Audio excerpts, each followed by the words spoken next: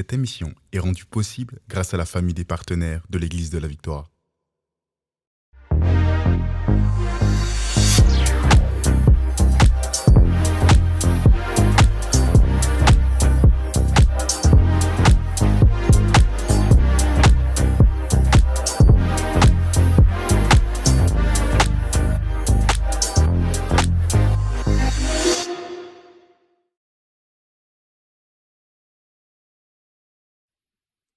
Bonjour à tous et bienvenue dans la Victoire d'aujourd'hui, votre podcast pour être victorieux chaque jour. Et j'ai encore la joie d'être avec Lifa. Salut Lifa. Bonjour à tous et bonjour à toi également. Et alors aujourd'hui, on va pouvoir parler de quand on a envie de tout plaquer.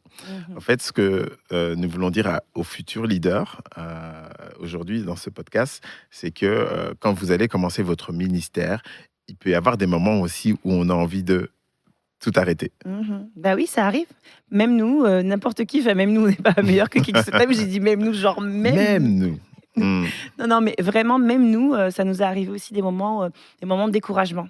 Ouais. Des moments où j'ai envie de tout laisser tomber, on n'avait plus, on se sentait découragé. Et il y a plusieurs choses en fait, qui peuvent emmener quelqu'un à vivre ce genre de choses, en tout cas un leader à vivre ce genre de choses. Nous, ça a été par exemple les moments où on avait l'impression qu'on n'était pas du tout soutenu. Ouais. En fait, quand on a commencé d'ailleurs même notre ministère de jeunes, là, pour ceux qui avaient suivi un peu, vous vous rappelez de ce moment où on a été essayer de trouver une main tendue à différents ministères. Et puis c'était même des ministères en fait, qui étaient affiliés à notre groupement d'église. Et donc, dans ces moments-là, quand justement tu vas avoir un aîné dans la foi, un pasteur, un ministère qui est déjà bien établi depuis longtemps, et puis le retour en fait qu'il te donne, c'est comme si tu dérangeais. C'est comme si ce que tu faisais, eh bien, est-ce que ça, il l'interroge à peine, ou en tout cas c'est à peine voilé. La manière avec laquelle il va te dire, est-ce que ça vient vraiment de Dieu? C'est ça, Là, la c'est fameuse ça. question, est-ce que ça vient vraiment de Dieu? Est-ce que tu as vraiment bien entendu? Est-ce que tu as prié? Est-ce que tu as prié? Non, j'ai juste commencé comme ça, j'ai pas prié. Ouais, ça, qu'est-ce qu'on nous a dit encore? On avait des phrases aussi très décourageantes par rapport au lieu. Je sais pas si tu te souviens, on disait Oui. ouais, Mons, c'est cimetière des missionnaires, pourquoi vous voulez vous installer là? Mhm. Donc on ne se sentait pas soutenu même par nos pères, C'est ça. par les pasteurs autour de nous. Les gens nous disaient et pourquoi le lieu, Ouais. pourquoi maintenant? Ouais. Puis notre jeunesse aussi, parce que c'est vrai qu'on était jeunes, on était jeunes et fougueux. On était à fond. Et c'est vrai que du coup, les gens nous disaient non, vous allez trop vite, ou ce genre de choses. Ça, c'était... C'est vrai qu'il y a vraiment des choses en fait comme ça, des paroles comme ça en fait Ouais. qui ont.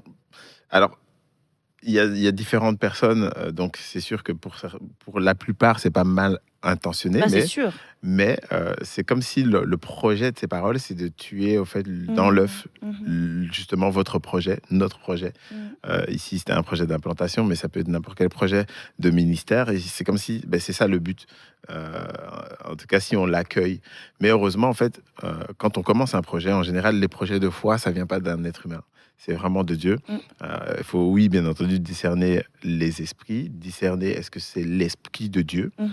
Mais souvent, quand ça vient d'un rêve, d'une vision C'est plus fort confirmée, que toi. c'est plus fort que vraiment, c'était voilà, plus fort que c'est nous. ça. Et donc, on ne s'arrête pas à ce genre de paroles. Ouais. Mais c'est vrai que ça peut t'interroger. Et surtout, ce qu'il faut faire à ce moment-là, c'est retourner dans la parole. Nous, au fait, on avait eu des paroles claires, des visions claires, heureusement. Ouais. Et donc, on était retourné à l'intérieur pour se rappeler. Mais il y a une chose, en fait, aussi, qui peut, quand on commence, notamment nous donner envie de tout plaquer, c'est le manque de soutien, cette fois-ci d'aide réellement à l'intérieur du ministère. Oui, c'est vrai. Tu peux essayer, oui, d'avoir des gens, des partenaires. Ici, c'était ça, en fait, finalement, qu'on a essayé de faire, c'est d'avoir des partenaires. Mais pour nous, en fait, quand on a décidé d'implanter une église, en fait, on avait aussi demandé à notre église locale de libérer certaines personnes pour nous aider. Parce qu'en fait, on s'était dit quand même, c'est vrai qu'on était fort jeunes, on avait besoin d'aide, on était à qu'à deux, on avait avec des deux enfants en bas âge, ouais. Donc en fait, au départ de cette implantation, on avait essayé d'avoir deux ou trois personnes là avec nous pour nous prêter main forte. Mais c'est vrai qu'on avait reçu aussi que des fois, en fait, ça peut être mal perçu quand tu pars à un ministère et puis donc t'en quittes un. prendre des personnes avec toi, ça peut être perçu comme si, quelle est l'image, au fait, qu'on essaie de donner à ce départ, même si au départ, même si on pouvait très bien s'accorder avec nos pasteurs, ça pouvait laisser Mais ça donnait un peu, sous-entendre. ça peut donner, Ouais. en fait, quand tu pars avec des gens, ça peut donner l'idée que c'est une scission. Voilà, Tu connais les gens, ils vont toujours parler. Donc c'est ça. est-ce que c'est une C'est ça. scission? Est-ce que ils volent les membres? Ouais. Alors que c'était, même si le pasteur il est ok, mais c'est sûr que ceux qui sont pas dans les confidences, qui n'ont pas C'est ça. l'information, mais ils vont inventer et donc ils Ouais. vont dire bah tiens on a pris. Donc c'est sûr que on s'est retrouvés à deux. Clairement, on s'est retrouvés à deux, Ouais. même si on a une grande famille et que notre famille, en tout cas pour ma part, mes sœurs étaient vraiment là, elles étaient dedans. Parce que c'était aussi le rêve de ma sœur Déborah, donc Mais oui, elle était là quand mais oui. même. Mais quand même, c'est sûr qu'on était. Il y a des moments où quand tu es vraiment seule, parce que ma sœur Déborah, même si elle nous a aidé à implanter, elle était vraiment aussi à l'église de mes parents le matin. Mais oui. Donc elle pouvait arriver, je sais pas si tu te rappelles, elle pouvait arriver genre hyper en retard, mais c'était elle qui jouait au piano. Ouais. Donc le service commençait à 15h30 chez nous et elle finissait le service de mes parents. Donc mes parents, c'est une église On prend son temps. où on prend son temps. Voilà. Merci de finir De ma rien. phrase gentiment. De rien. C'est vraiment gentil. Donc du coup, c'est sûr que ça pouvait finir. Normalement, ça doit finir vers 12h30, 13h. Mais chez mes parents, ça pouvait déborder vers 14h. Prendre son temps, Prendre son temps. c'est ça. 14h, On savourait. 15h, il n'y a pas d'horaire. Ouais. Et donc, du coup, c'est sûr qu'à un moment donné, Déborah, quand on attendait nous, elle arrivait jamais. On regardait l'heure, on se disait, Ouais. mon Dieu. Voilà. Et donc, ça, c'est des moments, c'est décourageant. Mais au bout d'un moment, le constat qu'on s'est fait, c'est que On peut pas- on était ensemble déjà, oui, et puis on était avec Dieu. Ouais. Et puis par rapport aux personnes qui pouvaient nous aider, on s'est rendu compte d'une chose, c'est que l'apparence aussi pouvait être importante. L'apparence, pardon, d'unité, elle est tout aussi importante Ouais. vraiment que l'unité en tant que telle. Ouais. Donc il fallait aussi qu'on continue de montrer que on est parti, on a été envoyé, et Ouais. c'est tellement en bon terme que il y a personne, c'est pas une division, Oui. c'est On vraiment prend aucun membre. on prend aucun membre. Tout à Donc fait. c'était hyper important également, c'est parce que souvent, en fait, des fois, aujourd'hui, ce qu'on voit, c'est que les gens partent un peu comme ça au hasard, et puis ils prennent qui ils veulent, et puis Ouais. ils vont dire, ouais, mais il n'y a pas de problème. Mais si, l'apparence C'est vrai. d'unité est tout aussi importante, même si les gens, c'est vrai, font un choix. Pourquoi ils le font à ce moment-là, quand toi, tu vas commencer à partir ton ministère? C'est Il faut ça. vraiment qu'ils le reçoivent. Et puis, même s'ils le Même, reçoivent, des vaut mieux fois, éviter. quel est le timing? Vaut mieux éviter, en fait. C'est ça. C'est ce que nous, on avait vraiment très rapidement compris Ouais. qu'avec tous ces questionnements, même si mes sœurs venaient nous aider En plus, c'était l'après-midi, tes sœurs, donc C'était mes c'était vraiment sœurs. légitime. Ouais. elles venaient l'après-midi, tout en allant. Bien sûr, nous, c'était vraiment une condition sine qua non. Elles devaient Ouais. de toute façon aller le matin Ouais. et continuer à aider, être membre, vraiment faire partie de l'église de mes parents le matin, mais l'après-midi, venir donner un coup de main. Mais même ça, très rapidement, on s'est dit, mais même ça va pas le faire. Mmh. Puis quand on a prié, on a vraiment eu la paix de dire, c'est pas grave, on va être à deux là. On Mais va être à oui. deux là-dedans, et Dieu nous donnera de la main forte, des Ouais. nouveaux convertis, et c'est finalement ce qu'on a fait. Et c'est plus tard seulement, en fait, que on a eu l'aide de missionnaires, de vrais Oui. missionnaires, des Ouais. missionnaires américains Oui. qui sont venus. Mais Et des puis missionnaires après, locaux aussi, on a des Belges. développé aussi le concept de mission locale. En Ouais. fait, c'est des personnes qui avaient un cœur d'évangélistes, de missionnaires Ouais, en vraiment, Belgique, vraiment. qui finalement voulaient aussi implanter des églises, travailler, gagner cette expérience-là. Oui. On a réussi à trouver des Des personnes avec ce qui même aimaient cœur-là. des pionniers, tu vois, Ouais. les cœurs de pionniers, des C'est personnes ça. qui aimaient aider, démarrer. Mais pareil, ces missionnaires-là, on les encourageait à toujours avoir, s'ils avaient une église locale, à garder leur C'est ça. église locale, mais juste venir nous aider. Et eux, ils étaient libérés pour un temps, mais Oui. comme ils n'étaient pas de notre église, Oui. donc c'est sûr que là, tu n'as pas l'apparence de scission, c'est Oui, juste, oui. on les C'est envoie. très clair. C'est comme si C'est tu des les envoies missionnaires. à l'étranger, et puis c'est une mission, mais cette fois-ci locale. C'est ça. Et puis après, bien entendu, on a eu les missionnaires américains aussi, Mm. des personnes qui venaient de l'étranger. Donc c'est vraiment ça, en fait, oui au départ, mais après, bien entendu, Dieu a compensé. Dans les autres choses, en fait, qui peuvent des fois nous donner l'envie de tout plaquer, c'est les combats. Mm. Ouais. Les persécutions, les Ouais. difficultés, quand les gens... c'est pas que les gens, hein, mais c'est vraiment... la persécution va venir des gens, forcément, mais c'est Oui. aussi des coups durs, tu vois. Ouais. Les coups durs qu'on a pu avoir, les mauvaises nouvelles, c'est sûr que les gens participent aussi. On va pas... voilà. On a quand même des histoires un peu dingues de gens qui venaient juste pour écouter ta prédication, mais dans le sens où n'importe quelle petite erreur, n'importe quelle Ouais. petite faute de français, on recevait on se recevait des messages le soir même en disant voilà, j'ai décortiqué la prédication, il y a ça qui n'allait pas. Genre, cette personne, c'était son travail. C'était venu. Et en plus, elle venait de loin. En plus, moi, non, dis-le. Ceux qui me connaissent dis aux savent gens que j'oublie les prénoms. Non, c'est ta passion, c'est que tu inventes. Donc je les appelle X ou Y. Tu peux appeler David Abraham. On sait tous que tu parles d'Abraham. Mais maintenant, dans la Bible, je fais la même chose. Mais oui, c'est pas grave. Oh là là, on a bien compris le sens de l'histoire. Mais il y a des gens qui n'ont aucune indulgence. Tu vois. Alors que, est-ce qu'on peut avoir de la grâce, hein? Est-ce qu'on peut avoir de la grâce avec les gens à qui on est? Est-ce qu'on comprend très bien que le pasteur, il a reçu de Dieu, que la prédication parlait d'Abraham, mais que là, il a dit David sans faire exprès? Est-ce qu'on peut avoir de la grâce? Mais voilà, on avait ce genre de choses. Bien que, voilà, on n'est pas trop du genre, nous, à être déstabilisés par ce que les gens disent, mais c'est plus par les gros coups durs, en fait. C'est plus les gros coups durs, les mauvaises nouvelles, dans le sens où quand on avait par exemple un partenaire qui nous abandonnait, qui pouvait nous laisser, ou qu'est-ce qu'on a eu comme... Ouais, c'est ça, c'est ce qui a été difficile pour nous. Et puis aussi, financièrement, je trouve que ça n'a pas été toujours facile aussi. Ça, c'est des moments où tu te dis, j'ai tout seul... Surtout en Europe, avec le fait que tu es pasteur t'es dans le séculier, donc tu as un travail, et puis en même temps, tu es pasteur, donc tu es un pasteur laïque. Mais c'est un peu difficile parce que, en fait, tous tes revenus, toutes tes finances, nous, on gagnait bien notre vie, heureusement. Ça devenait des semences. Mais voilà, mais malgré tout ça, tout devenait des finances. Alors, c'est pas grave, c'est juste qu'à un moment donné, le poids du ministère était lourd à porter pour une seule famille. Parce que c'est vrai que c'est la particularité, en tout cas, de notre implantation en Europe, en Belgique notamment. Et je pense que c'est très aussi particulier par rapport à la Belgique, c'est qu'en général, tu es bénévole en tant que pasteur. Là. Donc, il faut absolument avoir un métier dans le séculier. C'est sûr que je ne dis pas que c'est impossible de vivre du ministère en Belgique. Et je pense qu'il y a pas mal d'églises qui le font, mais implanter, lorsque tu implantes, si tu n'as pas de soutien financier, donc c'est que tu y vas avec tes finances. Là. Et puis nous c'était notre réalité. Et puis l'implantation aussi, la particularité de notre implantation, c'est qu'on implantait à partir d'un groupe de jeunes. Donc, ils sont étudiants. Donc, leur participation, elle est ce qu'elle est là. Même si on l'a valorisée énormément. Bien sûr. Mais donc ça veut dire que c'était nous, au fait, qui financions, qui supportions l'œuvre de Dieu à partir de nos propres finances. D'ailleurs, les gens nous disaient toujours, mais pourquoi faire ça, en fait? C'est grave. Parce que... Même nos amis nous disaient, donc, t'es avocat et kiné. Mais en fait, en gros, les gars, vous êtes très riches. Donc, pourquoi vous faites ça avec votre argent? Pourquoi cette décision chelou? Mais en même temps, Dieu nous avait dit de le faire. Et puis, on sentait vraiment que c'était notre temps. On devait vraiment soutenir l'œuvre. Et que voilà, si on avait reçu ces métiers-là, c'était pour soutenir l'œuvre aussi. Donc voilà, on le faisait. Mais c'est vrai que des fois, tu te sens seul dans ces moments-là. Même si on avait les moyens de le faire, des fois, on se sentait vraiment genre...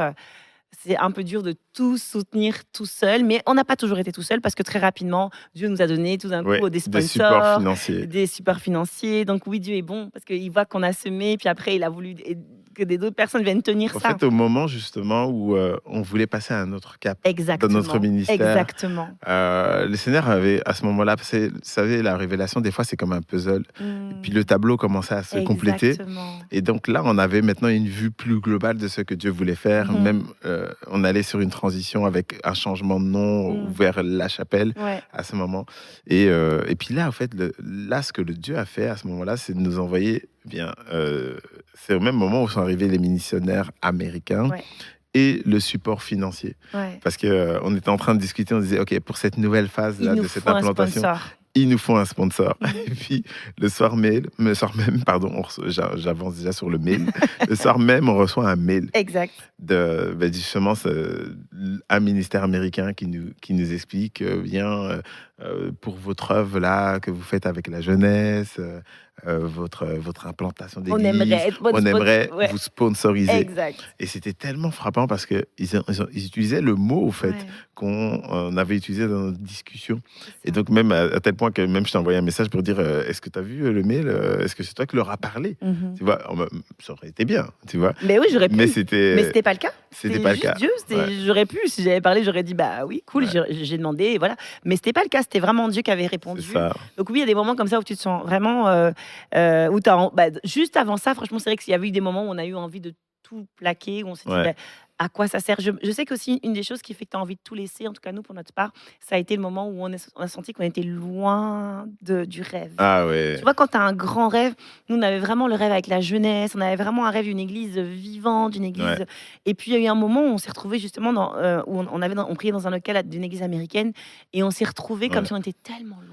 On rêvait d'une église de ville, et puis là, Ouais, c'était un effectivement, village. c'était reclus, c'était dans un On s'est coin dit, perdu. mais où est-ce qu'on est parti se perdre? Ouais. On priait les samedis soirs, et puis Ouais. c'était difficile. C'était vraiment... Et donc, il y a des moments où on rentrait à la maison, et on se disait, ben, en fait...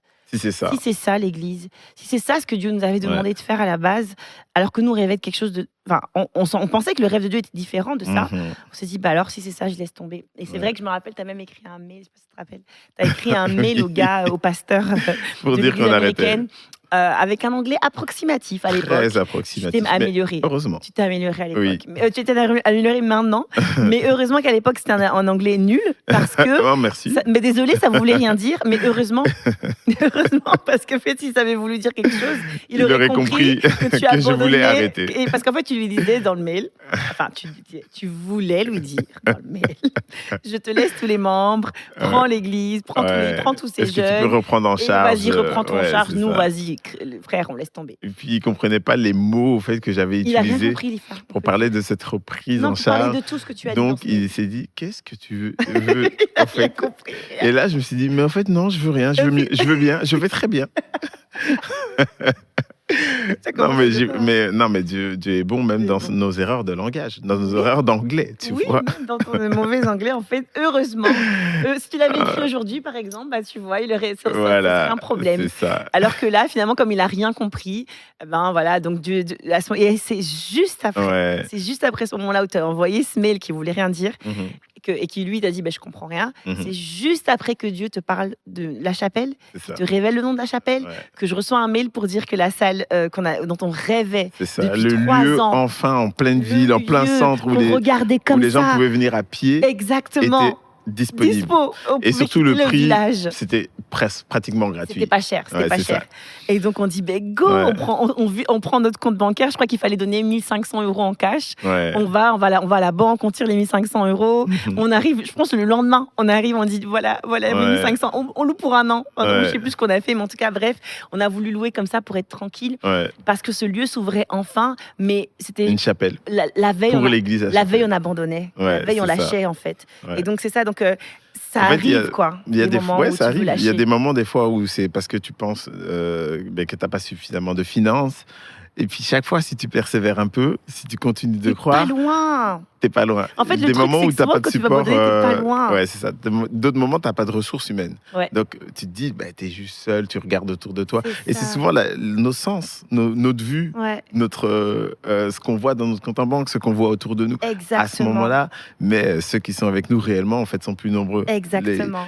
Dieu a travaillé, Dieu a continué de travailler avec nous. Dieu a continué de parler à des gens. Dieu parlait à des gens aux États-Unis. Non, mais ça, c'était fou. Ça, c'est pareil, parce que les moments Ouais. où on s'est senti seul, Ouais. aussi, il y a eu des moments, on a commencé à avoir des missionnaires, tu vois. Mhm. Mais il y a un moment où c'est vrai, quand on a eu le château et tout, on Ouais. s'est dit, mais comment on va gérer ce lieu? Ouais. Comment on va prendre soin? Donc là, pareil, tu te dis, non, je vais laisser tomber, c'est trop grand, C'est trop. faut le nettoyer tous les jours, il faut l'entretenir. Puis c'est Ouais. même pas que le nettoyage, c'est vraiment tout. Ce lieu, j'en fais quoi? Ouais. Et bref, il fallait de la vie, il fallait Ouais. des gens qui vivent, il fallait... Ouais. Et au moment où on le reçoit, au moment où tu te dis, on n'est pas assez nombreux pour un si grand truc. Mhm. En fait, ce que tu sais pas, c'est que toi, tu veux abandonner, mais t'es à la porte d'avoir un renfort. Ouais. Ouais. Et c'est ce qui s'est passé avec nous. C'est qu'on a voulu abandonner, et puis là, Dieu parle. Tu te rappelles, on avait organisé un concert avec Eddie James Ministries. Ouais. Et là, il y a des jeunes donc, de Eddie James Ministries qui Il vient viennent. avec Il vient 20 avec jeunes, plein de comme ça? jeunes, ouais. C'est ça. Et puis ces jeunes-là, on sympathisait avec eux. Vraiment passé un temps fou avec eux. C'était génial, hyper Mm. fort. Puis ils rentrent chez eux. Et puis, je reçois un mail quelques temps plus tard de 2 jeunes qui Mm. disent est-ce que ça vous dirait qu'on vienne d'abord à Noël? On aimerait venir à Noël et on aimerait vous parler. Ouais. Donc, ils quittent les États-Unis pour venir à Noël, passer du temps avec nous au château. Qui fait ça? Qui fait ça? Déjà, c'est Venir chelou. passer. T'habites aux États-Unis, à Atlanta, je Pourquoi? pense qu'ils À étaient. Atlanta. Et tu viens passer un Noël aux États-Unis à Chusey, Pourquoi? un village. C'est bizarre. Mais nous, on s'est dit, ok. Donc, ils ont passé Noël Ouais. avec nous et tout. C'était trop bien. C'était des super belles fêtes de fin d'année Ouais. et tout ça, dans notre famille et tout. C'était trop bien. Et puis là, à la fin de ce séjour de Noël, ils nous disent, on va rester. Ouais. On va rester, on va vous soutenir, On aimerait bien être missionnaire. On aimerait bien être missionnaire ici, on va être là dans le château et tout. Mais c'était, tu vois, on aurait pu abandonner avant, on était découragés parce que on se sentait seul. Et puis là, il y a Léo et Ben qui disent on vient et puis on vous soutient. Et puis là, notre église a encore pris un autre tournant parce que Léo, c'est un de ses worship leaders. Oh, wow. Non, mais là, franchement, ouais. J'aimerais même mettre un lien aux gens qui écoutent pour entendre quand je vous dis qu'il était. Non, Léo, est-ce qu'on peut parler de Léo? Ah, Léo. On a un peu de temps pour parler de Léo. Non, mais Léo, c'est genre.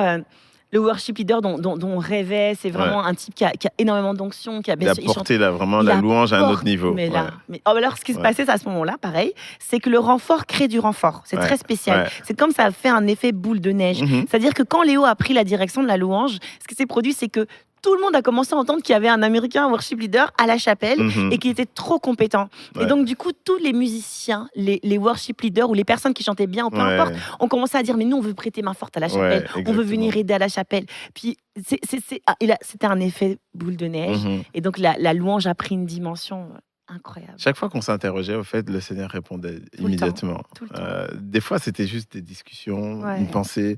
On a besoin de. En fait, le Seigneur savait de quoi on avait besoin, mais c'est vrai que c'était toujours à des moments vraiment cruciaux où on se disait, mais on est tellement étiré dans notre foi, on est tellement étiré par rapport à ce qu'on on avait reçu en vision, ce qu'on voyait dans notre vision et ce que nos yeux naturels peuvent voir sont tellement éloignés. C'est deux choses vraiment tellement aux antipodes. Et là, en fait, à ce moment-là, Dieu nous ramenait vers la vision. Et en fait, à chaque fois, il nous éloignait de la réalité, justement. C'est vrai. Mais le tout, c'est de pouvoir reconnaître en fait la main de Dieu. En tout cas, de pouvoir croire que la main de Dieu est capable d'agir indépendamment de notre réalité. Et donc, à chaque fois, financier, Dieu a parlé, ressources humaines, Dieu agit. En fait, il parle et puis il agit conformément à ce qu'il dit. Et puis, il faisait même au-delà, finalement. Parce qu'on n'a jamais demandé un château pour faire le ministère. On n'a pas demandé un worship leader. En fait, quand je vous dis, parce que je veux vraiment que les gens comprennent c'est qui Léo. C'est genre... A.D. James Ministries, là, c'est celui qui a formé Maverick City. Enfin, les gens de Maverick City Music, ils sont nés là-dedans. Ils sont passés par cette formation-là. Il les a même eus, certains, dans ces jeunes. Et Léo, c'est ça. C'est ce genre de jeune qui, tu te dis, mais qu'est-ce qui se passe? Dès qu'il prend un micro, toute la pièce, tu te dis, mais qu'est-ce qui se passe? Et donc, c'est au-delà. C'est au-delà de nos rêves. Nous, c'était un de nos rêves d'avoir une très bonne louange, mais Dieu nous a bénis, mais au-delà. Et à chaque fois, c'était comme ça. L'abondance, vraiment l'abondance au château, tout ce qu'on a pu y vivre, on n'oubliera jamais. Mais vraiment, c'est ça, c'est que...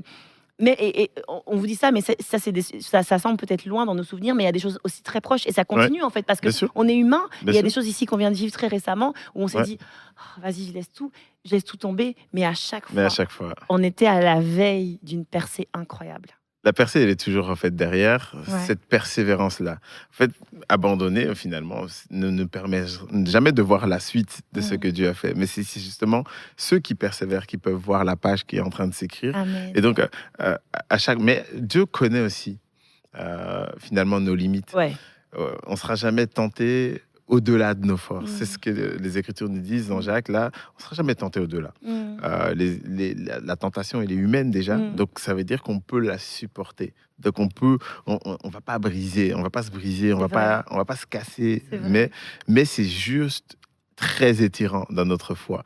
Et je pense que pourquoi c'est hyper important en fait de le savoir en tant que futur leader, vous voulez implanter, vous commencez un ministère, et puis des fois je veux dire, là on parle de la vraie vie, ça peut être dans votre travail, ça peut être dans votre projet d'études.